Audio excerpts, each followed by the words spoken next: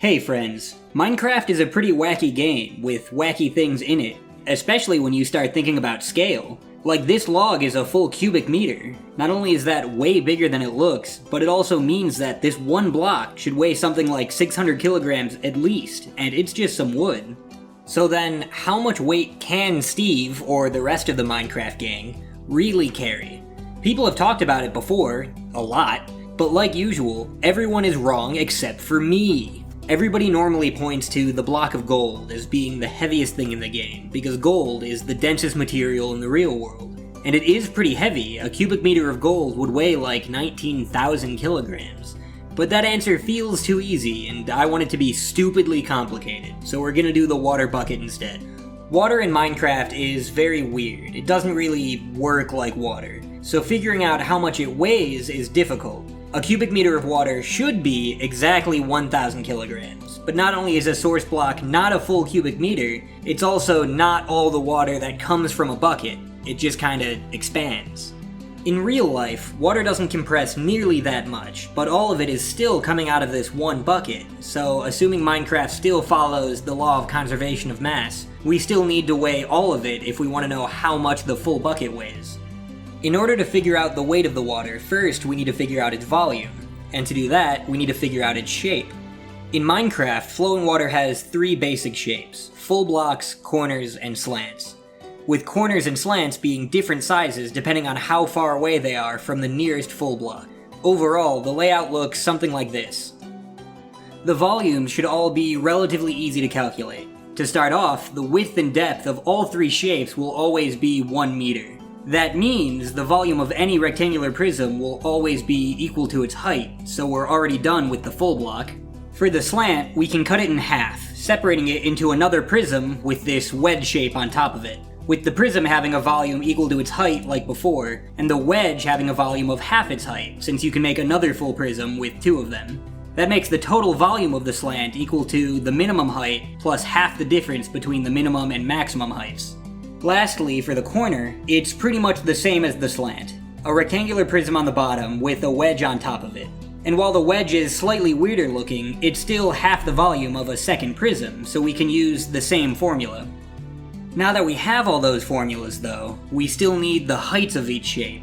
And while the Minecraft wiki page on water does have a table of them, it's dumb and wrong.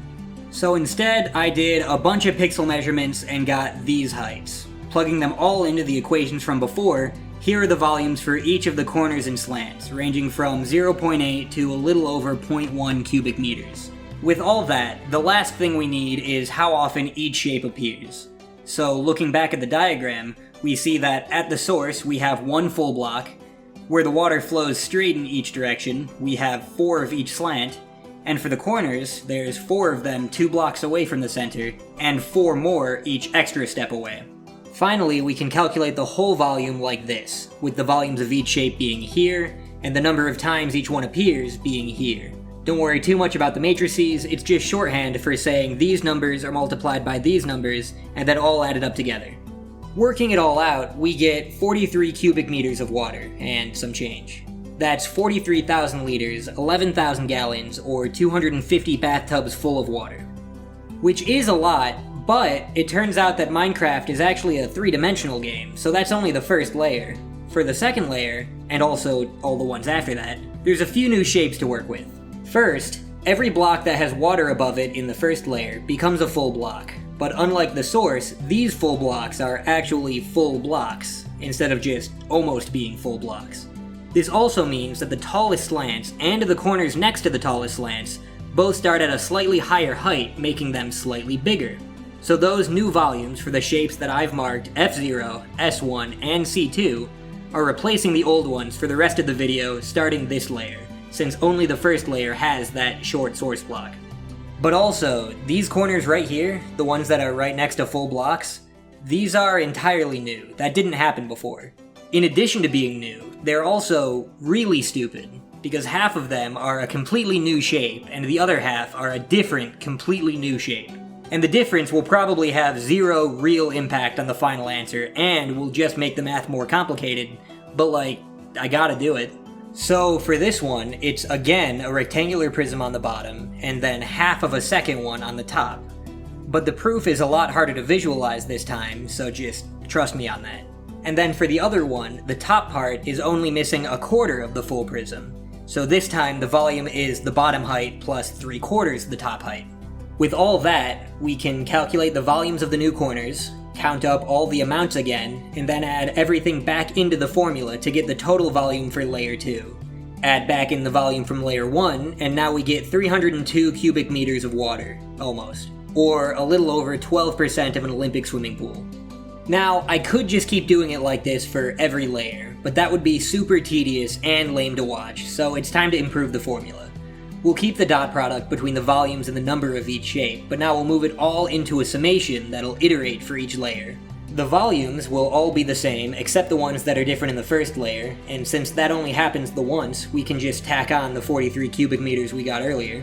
Next, we need to know how many times each shape will happen every layer. For slants, it's easy enough. Each layer has 4 of each, one for each cardinal direction. And since they'll all always appear 4 times, we can also combine all of them into one row for simplicity. For the corners, it's a little more complex, but like I said earlier, each one appears 4 more times than the last one, in a set of 7 per layer, which can be modeled like this, with these 2 rows being cut in half because of the 2 different C1 corners. And then the full blocks need another summation. Each layer will have the same number of full blocks as the total number of blocks in the layer above it. So summing up all of this and simplifying it will get us this expression. Trust me on that one too, I don't want to go through all of it. Finally, we need the total number of layers, which is easy enough. By default, Minecraft worlds go from the top of Y level 320 to the bottom of Y level -64. That's 383 layers. Minus 1, since we already separated out the first layer, that means the summation should run 382 times. Plugging all of it in, now we get Wolfram Alpha timing out. But writing a quick Python script and then plugging it in, now we get 1,836,718,499.37 cubic meters of water, with like a can of Coke left over. Enough to fill every public aquarium in the world 1,000 times over. But more importantly, since water weighs 1,000 kilograms per cubic meter, and since all of this water came from one bucket, that means our bucket weighs over 1.8 trillion kilograms, 15 million times heavier than a full stack of gold blocks. But also, that isn't as big as it can be, because while a default Minecraft world will only have 383 layers, in a custom world you can extend the ceiling all the way up to the top of Y level 2032, and the floor all the way down to the bottom of -2032, for a total of 4,063 layers. Putting that into our script, now we can calculate that the most water you can have in Minecraft from a single source block without modifying the game is 2,191,177,126,114.5815 cubic meters. That's enough water to make the 11th largest lake in the world. Back to the original question, if you grab 36 of them to fill your inventory, now you have slightly more water than the Caspian Sea, the largest lake in the world. Multiply it by 1,000 for its density, and we get a final maximum weight of 78,882,376,540,124,934 kilograms. So now we know that Steve can carry around several small moons, but that's still not as heavy as the water bucket gets. Like I said, that is the most you can get from one source block, but one bucket can do this.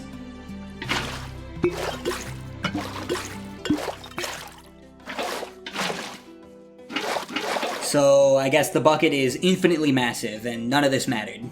Kinda kills the whole vibe, huh? Stay nice, everyone.